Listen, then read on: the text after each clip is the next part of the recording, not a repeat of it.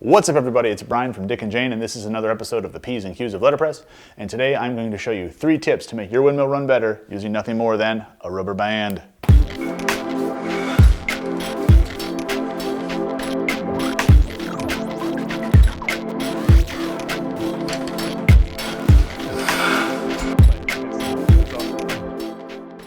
Tip number 1 is adding a rubber band around your air feed adjustment. Wrapping the band adds friction to keep the knob from flopping around. Tip number 2. The rubber band acts as a spring to help keep that pawl seated on that gear.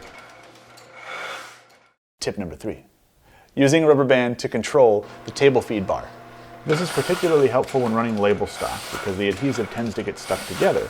The rubber band tricks the table into advancing more slowly, which allows you to push more air and get those sheets to jump up and separate better. So that's it. 3 simple tips to using a rubber band to improve your Heidelberg windmill. Hopefully you enjoyed the video. If you did, like, subscribe, comment, all that great stuff down below. Follow us on Instagram, dickandjane_letterpress. Thanks again for watching and happy printing.